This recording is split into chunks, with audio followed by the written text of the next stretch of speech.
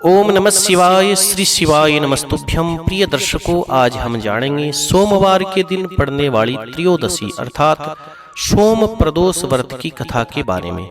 इस व्रत को करने वाले के ऊपर भगवान सदाशिव प्रसन्न होते हैं और उसकी समस्त इच्छाएं पूर्ण करके उसे अभीष्ट सिद्धि का वरदान प्रदान करते हैं। आइए कथा के बारे में जानते हैं। एक बार सूत जी कहते हैं ऋषियों से कि हे ऋषियों, अब मैं सोम त्रयोदशी अर्थात सोमवार प्रदोष व्रत की कथा का महात्म्य बताता हूँ। आप इस महात्म्य को ध्यान लगा करके सुनिएगा। इस व्रत को करने से भगवान शिव एवं माता पार्वती व्रत करने वाले के ऊपर प्रसन्न होकर के संतुष्ट होकर के उसकी समस्त कामनाएं पूर्ण करते हैं। व्रत करने वाला प्रातःकाल स्नान इत्यादि करके पवित्र होकर के भगवान शिव और माता पार्वती का ध्यान करे, भगवान शिव का पूजन करे, ओम नमः शिवाय इस पंचाक्षर मंत्र की माला फेरे और भगवान शिव से इस प्रकार से स्तुति करे कि हे भगवान सदाशिव, मैं इस दुखमय सागर में गोते खाता हुआ ऋण के भार से दबा जा रहा हूँ। मैं ग्रह दशाओं से ग्रसित हूँ। हे दयालु, हे कृपालु, हे आशुतोष, आप मेरी रक्षा करिए, मेरी समस्त मनोकामनाओं को पूर्ण करिए और मैं आज सोमवार के दिन प्रदोष व्रत को रखूंगा। आप मेरी और मेरे व्रत की रक्षा करिएगा।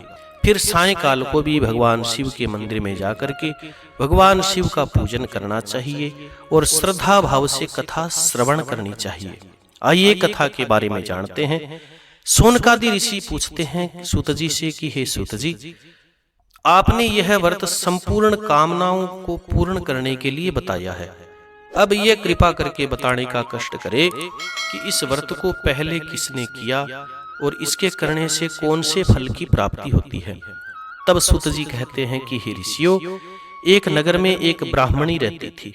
उसके पति का स्वर्गवास हो गया था। कोई भी उसको धैर्य बंधाने वाला नहीं था। कोई भी कुटुंबी और परिवार का जन उसके साथ नहीं था। इसलिए वह सुबह होते ही अपने पुत्र के साथ नगर के अंदर भिक्षा मांगने के लिए चली जाती थी। उसे जो भी भिक्षा में प्राप्त होता था उसी को खा करके अपने पुत्र का पेट पाला करती थी। एक दिन की बात है, ब्राह्मणी भिक्षा मांग करके लौट रही थी। उसे एक रास्ते के अंदर बालक मिला। उस बालक की दशा बहुत खराब थी। ब्राह्मणी को उस बालक पर दया आई। वह उसे अपने साथ घर पर ले आई।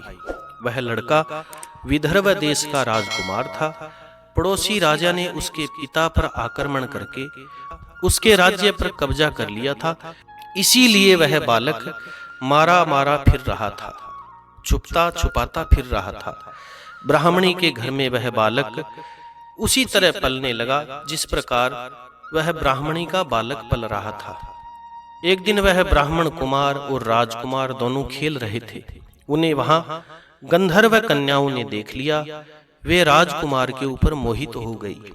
ब्राह्मण का बालक तो ब्राह्मणी के पास घर लौट आया, परंतु राजकुमार अंशुमती नाम की उस गंधर्व कन्या से बात करते रह गया वहीं पर। दूसरे दिन अंशुमती अपने माता पिता को राजकुमार से मिलाने के लिए ब्राह्मणी के घर पर ले आई। उनको राजकुमार बड़ा पसंद आया।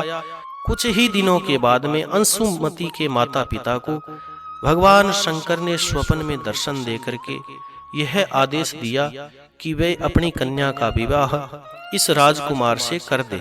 फलतः उन्होंने भगवान शिव के इस आदेश को मान करके अंशुमती का विवाह उस विदर्भ राजकुमार के साथ कर दिया। उसके बाद में हे ऋषियों, ब्राह्मणी को ऋषियों ने आज्ञा दे रखी थी कि वह सदा प्रदोष व्रत को करे। इसलिए वह ब्राह्मणी सदैव भगवान शिव को प्रसन्न करने के लिए प्रदोष व्रत को किया करती थी। उसके व्रत के प्रभाव से और गंधर्वों की सेना की सहायता से उस राजकुमार ने विदर्भ देश के ऊपर शत्रुओं को मारने के लिए आक्रमण किया और उन शत्रुओं को मार करके भगा दिया। अपने पिता के राज्य को उस राजकुमार ने पुनः प्राप्त किया और वहां आनंद पूर्वक रह करके अपनी प्रजा का पालन पोषण करने लगा। राजकुमार ने उस ब्राह्मण को, जो बचपन का मित्र था, ब्राह्मणी का पुत्र था, उसको अपना प्रधानमंत्री बनाया राजकुमार और ब्राह्मण कुमार दोनों के दिन जिस प्रकार ब्राह्मणी के प्रदोष व्रत की कृपा से फिरे, उसी प्रकार भगवान शिव आपके भी ऊपर कृपा करके आपकी समस्त मनोकामनाओं को पूरी करे।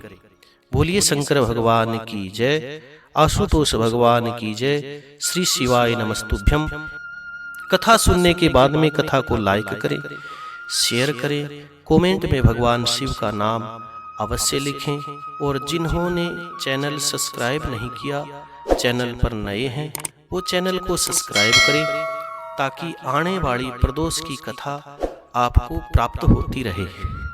ओम नमः शिवाय। श्री शिवाय नमस्तुभ्यम।